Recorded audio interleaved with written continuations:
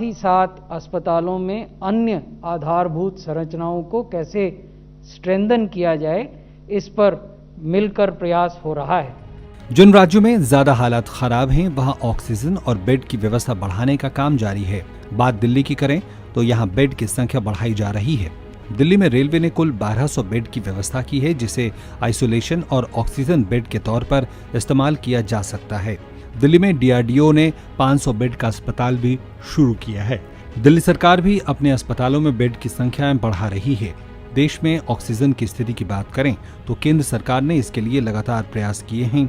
देश में 7500 metric ton oxygen उत्पादन होता है, जिसमें उद्योग और अस्पताल को सप्लाई की जाती है। फिलहाल देश में सभी राज्यों को 6600 मीट्रिक टन ऑक्सीजन दी जा रही है। आने वाले समय में इसे और बढ़ाया जाएगा। विभिन्न राज्य सरकारों से बात करके ऑक्सीजन टैंकर के निर्बाध आवागमन को सुनिश्चित किया जा रहा है। वर्तमान में हमने आदेश निकाले हैं जिसमें कि ये कहा है कि कुछ विशेष उद्योगों को छोड़कर अन्य उद्योगों के लिए अब ऑक्सीजन की सप्लाई रिस्ट्रिक्ट की जाएगी, ताकि अधिक से अधिक ऑक्सीजन उपलब्ध हो सके मेडिकल उपयोग के लिए। आज जब हम आपसे बात कर रहे हैं, हम देश में सभी राज्यों को 6600 मीट्रिक टन 7500 में से एलोकेट कर रहे हैं। 30 अप्रैल तक के लिए हमने राज्यों का डिफरेंट ऑक्सीजन प्लांट्स के साथ मैपिंग भी किया है। ये एक डायनामिक एक्सरसाइज है। देश में टीकाकरण अभियान भी तेजी से जारी है। टीकाकरण अभियान में देश में अब तक 13 करोड़ से ज्यादा टीके लगाए जा चुके हैं। भारत में कोरोना टीकाकरण अभियान बहुत तेजी से चल रहा है। पिछले 24 घंटों में करीब 30 लाख टीके लगे हैं। भारत महज 95 दिनों में 13 करोड़ वैक्सीन खुराक देने वाला दुनिया का पहला देश बन गया है। देश में 87% से ज्यादा स्वास्थ्य कर्मियों को पहली डोज मिल गई है, जबकि 80% से ज्यादा को सेकेंड डोज दे दी गई है। 2 दिन पहले ही केंद्र सरकार ने 1 मई से 18 वर्ष से ऊपर वाले सभी लोगों को टीका देने का फैसला किया था।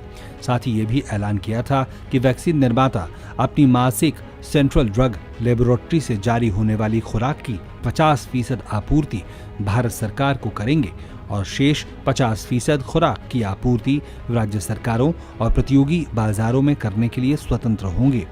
वैक्सीन निर्माताओं को राज्य सरकारों और बाजारों में भेजी जाने वाली 50% आपूर्ति की कीमतों की अग्रिम घोषणा 1 मई 2021 से पहले से पारदर्शी तरीके से करनी थी।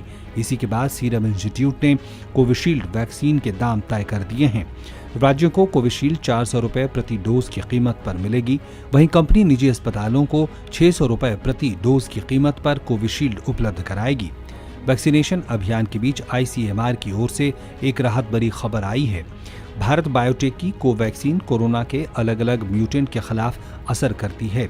आईसीएमआर की स्टडी के मुताबिक ये वैक्सीन कोरोना के यूके, ब्राजील और अफ्रीकन वेरिएंट को मात देने में कारगर है। इतना ही नहीं, ये डबल म्यूटेंट के खतरे को भी दूर करती है। भारत बायोटेक ने बुधवार को स्वदेशी वैक्सीन कोवैक्सीन के तीसरे चरण के क्लिनिकल ट्रायल के नतीजे जारी कर दिए। भारत बायोटेक और Indian council of medical research यानी आईसीएमआर की ओर से जारी नतीजों के मुताबिक ये वैक्सीन ओवरऑल क्लिनिकल तौर पर 78% असरदार है, जबकि कोविड के गंभीर मामलों में 100% असरदार है। वैक्सीन के मोर्चे पर अच्छी खबर ये भी है कि भारत सरकार की मदद से कंपनी वैक्सीन बना रही है और ये अगस्त से उपलब्ध होने के आसार हैं। बायोलॉजिकल ई का फेज़ 1 फेज़ 2 ट्रायल लगभग ख़त्म हो गया है। वो डेटा अपना सबमिट कर रहे हैं बहुत जल्दी, कुछ ही दिनों में, और उसके बाद वो फेज़ 3 में जाएंगे। बहुत सिग्निफिकेंट डेवलपमेंट है, बिकॉज ये मैन्युफैक्चरर बहुत पुराने हमारे मैन्युफैक्चरर रहे हैं चाइल्डहुड वैक्सीन के, and they have a very major capacity, something like 7 crore doses per month की कैपेसिटी वो कोविड वैक्सीन के तरफ वो ईयर मार्क करेंगे। वेरी सिग्निफिकेंट डेवलपमेंट, और हमें उम्मीद है कि ये अगस्त से वैक्सीन जो है उपलब्ध होगा, ऐसा वो उन्होंने कम्युनिकेट किया है। कोरोना के इलाज के बारे में स्वास्थ्य मंत्रालय का कहना है कि रेमडेसिविर का बहुत ज्यादा इस्तेमाल जरूरी नहीं है और इसको सही तरीके से इस्तेमाल होना चाहिए। ऑक्सीजन के मसले पर भी अस्पतालों से इसे संभाल कर इस्तेमाल खर्च करने की बात कही गई है। सरकार का कहना है कि कोविड से लड़ाई मिलकर जीती जाएगी। Union government, state government, people of India, हम सब मिलके साहस से, धैर्य से, अनुशासन से इस वेव को भी जीतेंगे और ये मिलके करके दिखाएंगे। और इसमें हमें मिल जुड़ना है, तंत्र को जुड़ना है, हम सबको जुड़ना है और इसको करके दिखाना है। इसको फेस करेंगे। ये वेव्स बाकी जगह भी आई, यहाँ आई है, इसका भी मुकाबला करेंगे और सारे टूल्स हमारे पास हैं, सब जुड़ के इस काम को आगे बढ़ाएंगे। रेमडेसिविर इंजेक्शन की घरेलू उपलब्धता को और अधिक बढ़ाने के लिए सरकार ने इसके आयात पर सीमा शुल्क भी घटा दिया है।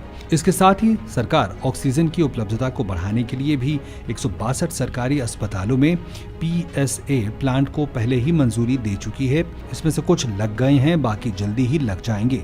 ऐसे में सबको मिलकर ही काम करना है, तभी ये जंग जीती जा सकती है। नितेंद्र सिंह